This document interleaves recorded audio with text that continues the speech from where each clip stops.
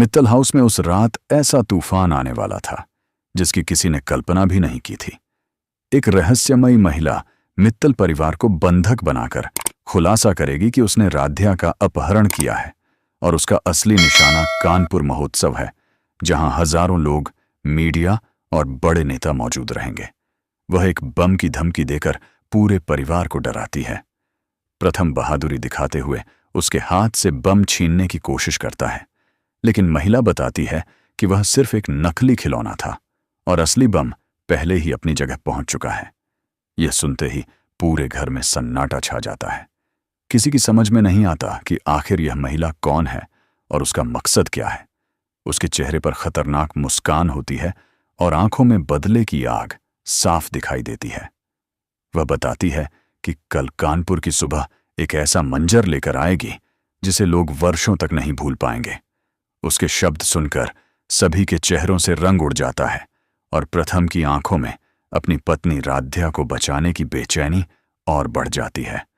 महिला अचानक अपने मोबाइल का स्पीकर ऑन करती है और अगले ही पल पूरे घर में राध्या की दर्द भरी चीखें गूंज उठती हैं। राध्या रोते हुए बार बार प्रथम को पुकार रही होती है। उसकी आवाज इतनी कमजोर और डरी हुई होती है कि प्रथम का दिल फटने लगता है। महिला अपने गुर्गों को आदेश देती है कि राध्या को और दर्द दिया जाए ताकि उसके पति को समझ में आ जाए कि उससे टकराने की कीमत क्या होती है। राध्या की चीखें सुनकर परिवार के सभी सदस्य रोने लगते हैं। प्रथम खुद को रोक नहीं पाता और उस महिला के सामने हाथ जोड़ देता है। वह उससे विनती करने लगता है कि जो सजा देनी है उसे दे दे, लेकिन राध्या को कुछ न करे। पहली बार पूरे परिवार को लगता है कि प्रथम के दिल में राध्या के लिए केवल जिम्मेदारी नहीं, बल्कि उससे कहीं ज्यादा गहरा रिश्ता बन चुका है। वह खुद को दोष देने लगता है कि अगर उसने राध्या को अकेला नहीं छोड़ा होता तो आज उसकी यह हालत नहीं होती। उसकी आंखों से आंसू निकल पड़ते हैं और वह भगवान से प्रार्थना करता है कि उसकी सारी खुशियां छीन ले, लेकिन उसकी राध्या को सुरक्षित वापस कर दे। उधर एक अंधेरे कमरे में बंधी हुई राध्या भी बुरी तरह घायल हो चुकी होती है। उसके हाथ रस्सियों से बंधे हैं और आंखों में डर साफ दिखाई दे रहा है, लेकिन फिर भी उसके चेहरे पर उम्मीद की हल्की सी किरण है। उसे पूरा भरोसा है कि उसका प्रथम उसे जरूर बचाने आएगा। वह अपने अपहरणकर्ताओं की बातें ध्यान से सुनने की कोशिश करती है। तभी उसे पता चलता है कि असली बम कानपुर महोत्सव में कहीं छिपा दिया गया है और उसका टाइमर अगले दिन दोपहर को एक्टिव होगा। यह बात सुनते ही राध्या समझ जाती है कि अगर उसने कुछ नहीं किया तो हजारों लोगों की जान खतरे में पड़ जाएगी। दर्द में होने के बावजूद वह हिम्मत नहीं हारती और वहां से निकलने का रास्ता ढूंढने लगती है। उसकी आंखों के सामने अपने परिवार की तस्वीरें घूमने लगती हैं और उसे महसूस होता है कि आज केवल उसकी जिंदगी नहीं, बल्कि पूरे शहर की सुरक्षा उसकी हिम्मत पर निर्भर है। मित्तल हाउस में महिला का आतंक बढ़ता जा रहा होता है। वह पूरे परिवार को एक कमरे में बंद कर देती है और खुद आराम से सोफे पर बैठकर उनके डर का मजा लेने लगती है।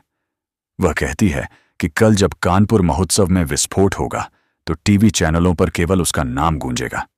वह बताती है कि उसने वर्षों तक अपमान सहा है और अब पूरी दुनिया को अपने दर्द की कीमत चुकानी होगी। उसकी बातें सुनकर दादी उससे पूछती हैं कि आखिर उसने ऐसा क्या खोया है कि वह निर्दोष लोगों की जान लेने पर उतारू हो गई है। लेकिन महिला जोर जोर से हंसने लगती है और कहती है कि अब उसे किसी के आंसुओं से कोई फर्क नहीं पड़ता। तभी प्रथम चुपके से उसके फोन की तरफ नजर डालता है और उसे एक योजना सूझती है। वह समझ जाता है कि अगर इस महिला का कोई साथी है तो उसके मोबाइल के जरिए राध्या तक पहुंचा जा सकता है। रात गहराने लगती है और प्रथम अपनी भाभी की मदद से एक खतरनाक योजना बनाता है। भाभी उस महिला के लिए खाना लेकर जाती हैं और उसमें नींद की दवा मिला देती हैं। महिला को शक तो होता है, लेकिन वह खाना खा लेती है। थोड़ी देर बाद उसे नींद आने लगती है। जैसे ही वह गहरी नींद में जाती है, प्रथम धीरे से उसका फोन उठा लेता है। उसके हाथ कांप रहे होते हैं, लेकिन उसकी आंखों में उम्मीद जाग चुकी होती है। वह तुरंत अपने दोस्त को फोन करता है और आखिरी डायल किए गए नंबर को ट्रेस करने के लिए कहता है। कुछ देर बाद जवाब आता है कि नंबर अनट्रेसेबल है और किसी हाईटेक सिस्टम के जरिए छिपाया गया है। यह सुनते ही प्रथम का दिल बैठ जाता है। उसे लगता है कि जैसे उसके हाथ से आखिरी उम्मीद भी निकल गई हो। लेकिन तभी उसकी नजर फोन में मौजूद एक तस्वीर पर पड़ती है, जिसमें पीछे एक पुराना गोदाम दिखाई दे रहा होता है। यही तस्वीर उसकी नई उम्मीद बन जाती है।